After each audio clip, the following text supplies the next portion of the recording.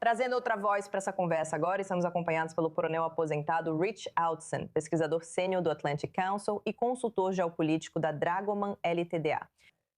Rich, o prazo de 48 horas do Trump, o tempo está se esgotando. Mas dentro desse período, existe uma saída para a desescalada? Todos os sinais indicam aumento de ataques a instalações de energia no Irã em breve?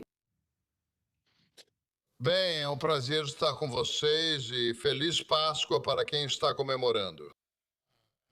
Acho que, no caso do Trump, você deve saber que pesquisei diplomacia coercitiva dos Estados Unidos. A maioria dos presidentes dos Estados Unidos errou ao temer coagir ou coagir sem dar uma saída real.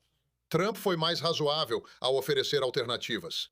Ele ofereceu uma saída para Maduro, Maduro não aceitou e agora na Venezuela temos Delcy Rodrigues.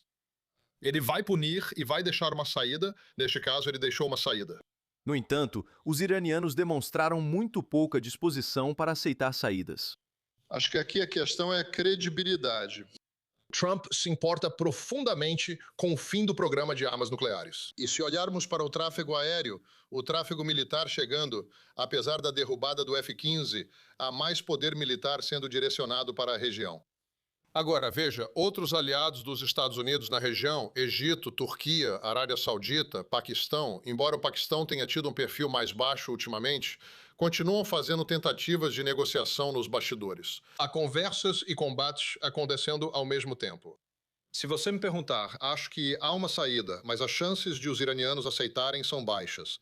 Eles provavelmente terão que suportar mais punição. Quando Trump disse em seu discurso na semana passada mais 2 a 4 semanas, acho que eles sabem os pontos de pressão e o nível de sofrimento necessário. Provavelmente ainda não chegamos lá. Você citou uma saída. Até na publicação mais recente de Donald Trump na Truth Social, ele diz: faça um acordo ou abra o Estreito de Hormuz. Então, mesmo que o Irã conseguisse abrir o Estreito de Hormuz, em primeiro lugar, como isso funcionaria? Eles não fecharam totalmente o Estreito de Hormuz, mas muitas vezes as seguradoras não querem arriscar enviar navios por lá. Mesmo que o Irã dissesse que o Estreito de Hormuz está aberto, isso seria uma saída? Poderia.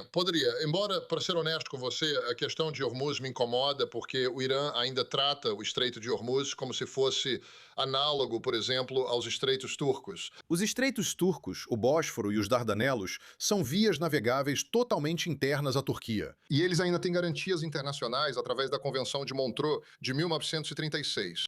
Isso garante os direitos da navegação internacional, mesmo com a Turquia em ambos os lados, certo? Então a situação do Irã é diferente. Você tem Omã e os Emirados de um lado e o Irã do outro. E mesmo assim, eles ainda tratam como se fosse deles, para abrir ou fechar. Esse comportamento deve mudar, pois não envolve só as seguradoras. É sobre a confiabilidade do fornecimento de energia. E enquanto o Irã, como parte de sua defesa contra sanções e contra a competição geopolítica, achar que tem a capacidade de abrir e fechar o Estreito de Hormuz como uma torneira, então nós temos um problema. E eu acho que Trump está tentando acabar com isso, junto com o programa de armamento nuclear, os grupos aliados regionais e o programa de mísseis balísticos. Então isso pode ser uma saída, como você indicou, se o Irã basicamente começar a dizer que não vai manter o comércio internacional através desse estreito como refém das negociações sobre o restante. Eu só não vi nenhum indício de que um líder iraniano tenha Essa flexibilidade. Na verdade, eles parecem achar que estão vencendo isso. Acho que Trump deveria impor mais punições até que abandonem essa ideia.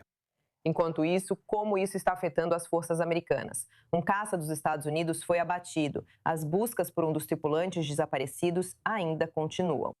Isso é uma falha operacional ou algo mais? Bem, veja, a guerra é um inferno. E mesmo se você voltar para uma situação como nos anos 90 nos Balcãs, nas lutas pela Bósnia e Kosovo, tivemos aviões abatidos lá. Os termos técnicos de superioridade aérea e supremacia aérea são importantes aqui. Supremacia aérea significa que você praticamente não enfrenta ameaças. Você tem tanta dominância que não corre o risco de ser atacada. Os Estados Unidos e Israel têm superioridade aérea sobre o Irã neste momento, o que significa que eles podem basicamente ditar o ritmo das atividades e o que vai acontecer. Isso não significa que o risco seja zero. Então, toda vez que há uma guerra, infelizmente, e eu digo isso como militar, sabe, 30 anos de farda, lutei em várias guerras e, aliás, estive em Israel observando algumas das guerras que vocês lutaram. Pessoas morrem na guerra.